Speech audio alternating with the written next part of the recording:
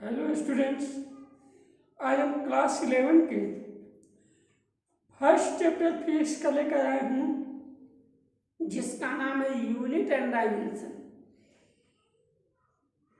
जैसा कि पिछले वीडियो में फिजिक्स का टोटल परिचय दिया गया था, उस पर आधारित सवाल भी पूछे गए हैं। बहुत सारे छात्रों ने उसका जवाब भी लिख करके भेजे हैं, जो कि संतोषजनक इन्हीं का उत्तर भी था। तो उन छात्रों को मैं धन्यवाद देना चाहता हूँ जो कि घर बैठे भी अपना अध्ययन का कार्य जारी रख रहे हैं। तो आज हम लेकर आए हैं मात्रक और विमा, यूनिट एंड डायमेंशन।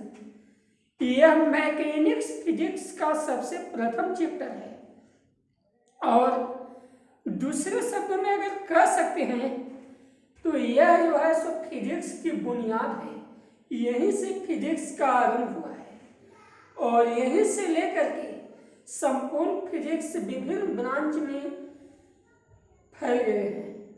यहीं से यह एक ऐसा चैप्टर है जो कि फिजिक्स के प्रत्येक पार्ट्स में इसकी आवश्यकता होती है। इसके द्वारा ही किसी भी क्वांटिटी का निर्धारण होता है। तो इस चैप्टर को बहुत ध्यान से और सावधानी पूर्वक ही पढ़ना है। तो सबसे पहले इसकी शुरुआत होती है क्वांटिटी से। क्वांटिटी तो पहले जानना है कि क्वांटिटी आखिर होती क्या है। क्वांटिटी का अर्थ होता है राशि। राशि क्या होती है? जैसे दुनिया में जितना भी टर्म्स है, जैसे खाना पीना खेलना कूदना, सारा चीज जो है एक प्रकार की राशि है। लेकिन इन सभी को राशि के रूप में हम लोग रख नहीं सकते हैं। जैसे कोई ऐसा चीज होता है जिसे हम केवल अनुभव करते हैं। कुछ ऐसे भी टर्म्स होते हैं जिसको हम लोग निरूपित कर सकते हैं, व्यक्त कर सकते हैं, जिन्हें हम थ्योरेटिकल रूप से और प्रैक्टिकली रूप से व्यक्त भी कर सकते हैं। तो जिन टर्मों को, जिन पदों को हम लोग फिजिकल रूप से या फिर प्रयोगात्मक रूप से हम लोग उसे व्यक्त कर सकते हैं, उसे ही क्वांटिटी कहा गया है। मतलब कि वैसे टर्म जिनका रिप्रेजेंटेशन संभव है उन्हें क्वांटिटी कहा जाता है। और जिन क्वांटिटी को रिप्रेजेंट करने के लिए फिजिकल लॉ की आवश्यकता होती है, भौतिक नियमों की आवश्यकता होती है, उसे ही नाम दिया गया है फिजिकल क्वांटिटी, मतलब भौतिक राशि। तो फिजिकल क्वांटिटी क्या होगा? तो जिन राशियों को व्यक्त करने के लिए फिजिक्स के नियमों का, फिजिकल लॉ का प्रयोग किया जाता है, उसे ही भौतिक राशि कहा गया है। एक सपोज एक उदाहरण लेते हैं, मास, द्रव्यमान। यह क्वांटिटी है अथवा नहीं? तो मास, द्रव्यमान जो है एक क्वांटिटी है, क्योंकि हम इसे रिप्रेजेंट कर सकते हैं। जैसे 10 केजी, 5 केजी, 20 केजी, ये सब हम इसका न्यूमेरिकल वैल्यू के रूप में हम लोग कोट कर सकते हैं। इसे न्यूमेरिकल वैल्यू संभव है, इसीलिए यह एक प्रकार की क्वांटिटी है। जैसे एक और लेते हैं friendship.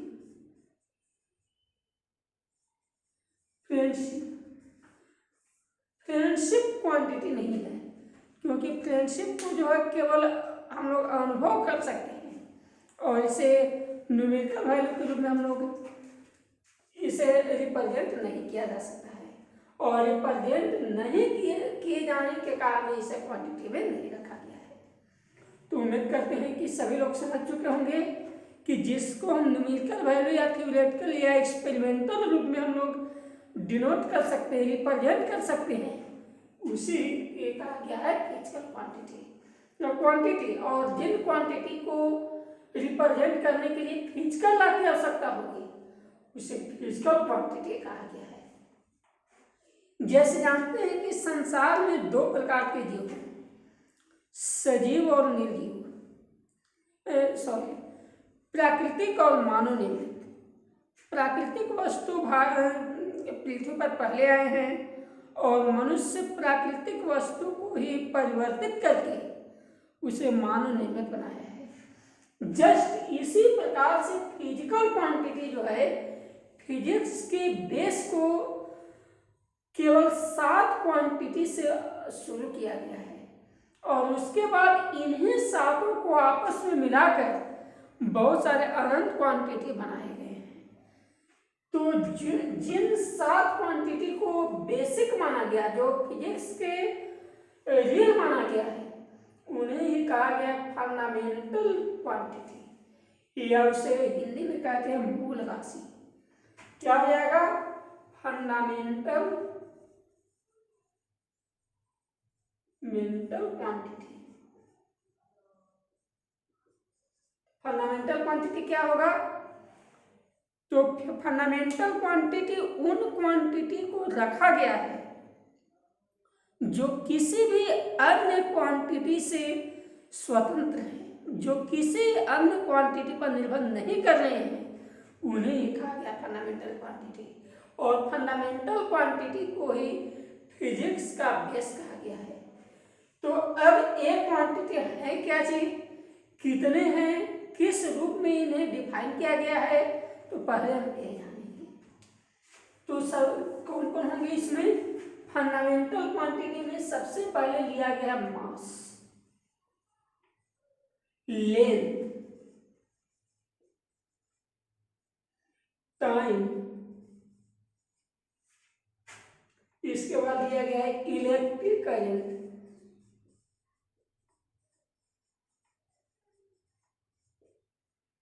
Luminous intensity,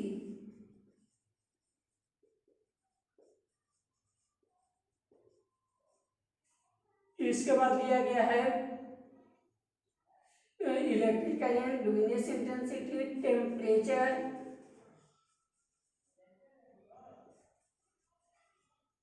magnitude of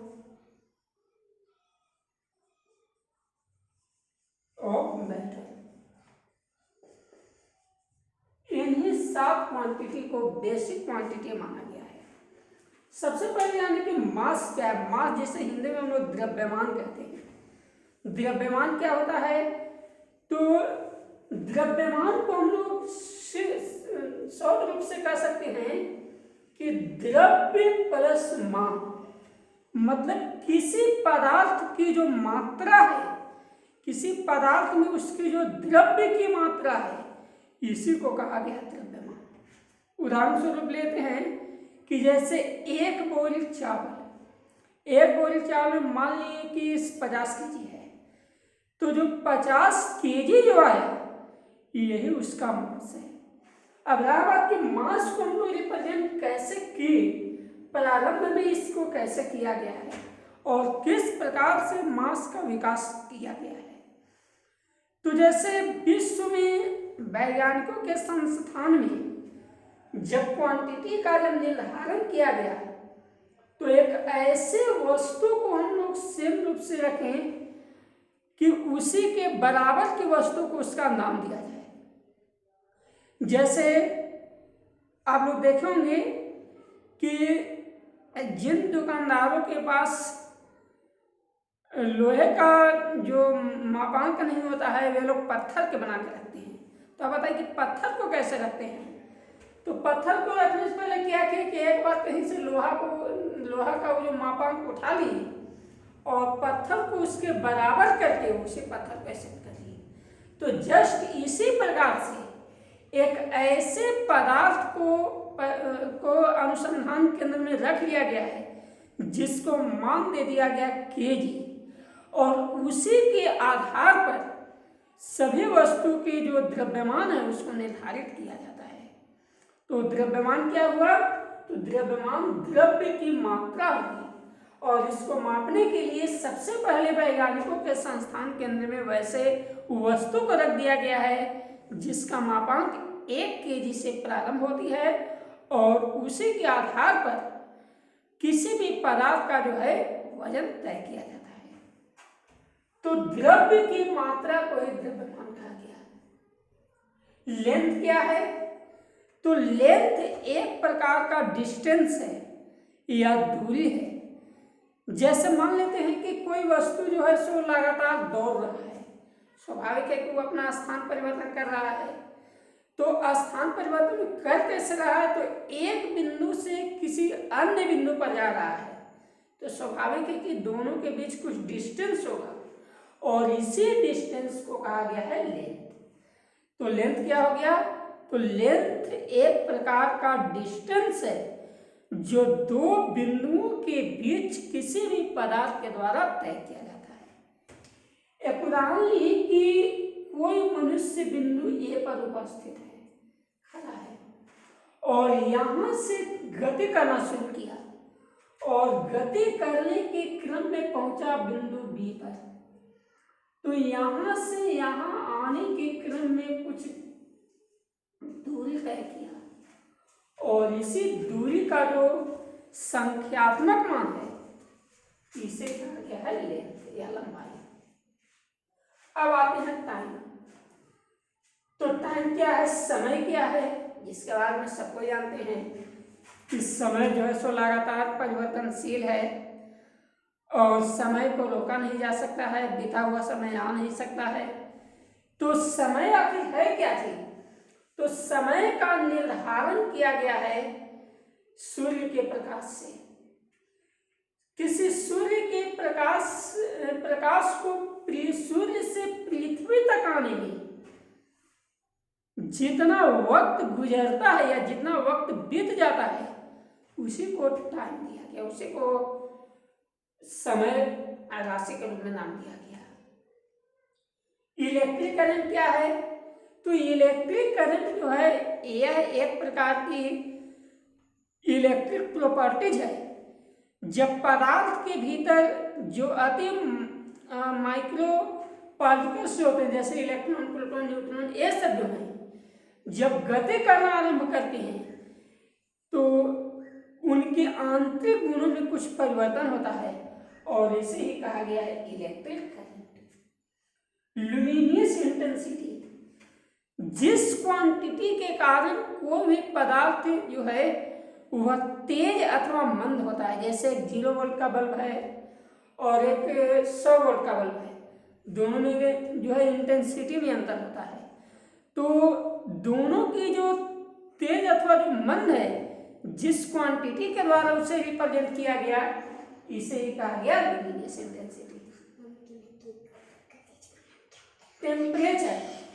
temperature किसी भी पदार्थ में ऊष्मा को प्रदर्शित करने वाली क्वांटिटी है कि कोई पदार्थ में कितनी ऊष्मा है अथवा कितनी नहीं है।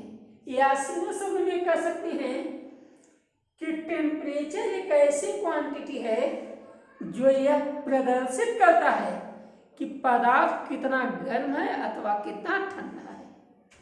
मैग्नीट्यूड ऑफ मैटर, पदार्थ के परिमाण, पदार्थ का जो कण, जैसे एक उदाहरण लेते हैं कि एक रजाई में बहुत ही फैले हुए रुई है और एक दूसरे रजाई में बहुत दबे हुए रुई है, तो दोनों में डिफरेंस क्या है? जो दबा हुआ उसमें रुई की मात्रा ज्यादा है और स्थान कम घेर रहा है, लेकिन जो प्रारंभिक रजाई थी जो फैला हुआ था उसमें रुई की मात्रा भी कम है और स्थान ज्यादा घेर रहा है। तो इसे ही कहा गया कंसंट्रेशन। जो कम स्थान में ज्यादा मात्रा में हो उसकी कंसंट्रेशन हाई लिया गया और जिसमें स्थान ज्यादा ले और मात्रा कम हो वह निम्न कंसंट्रेशन होता है। तो कंसंट्रेशन को ही मैग्नीट्यूड कहा गया है।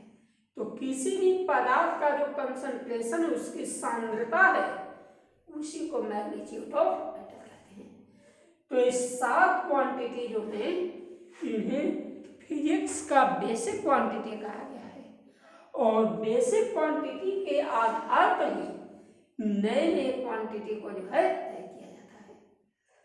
इसमें मास, टाइम, इलेक्ट्रिक, ये सब तो केवल कोई डिफरेंस नहीं है इसमें, लेंथ यह अनेक रूपों में होता है, जैसे डिस्टेंस के रूप में, डिस्टेंस को ही हम लोग लेंथ कहेंगे। इसके बाद यदि किसी स्फीयर का रेडियस है तो रेडियस भी एक प्रकार का लेंथ है।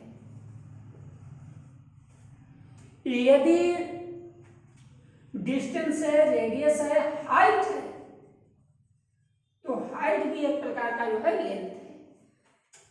डेप्थ है, इन सभी को लेंथ के अंतर्गत रखते हैं, कारण कि ए भी जो है दो बिंदुओं के बीच का डिस्टेंस होता है, तो वे सभी डिस्टेंस जो दो बिंदुओं के बीच का हो वे सभी लेंथ के अंतर्गत आते हैं और उन्हें भी बेसिक क्वांटिटी के रूप में जो है रिप्रेजेंट किया जाता है। तो आज हम फंडामेंटल क्वांटिटी के बारे में परिचय दिए और अगले वीडियो में हम परिचय देंगे कि इसका जो डिराइव्ड क्वांटिटी है वह क्या होता है और डिराइव्ड क्वांटिटी को हम किस प्रकार से रिप्रेजेंट करते हैं और उसका मान ज्ञात करते हैं। तब तक के लिए धन्यवाद।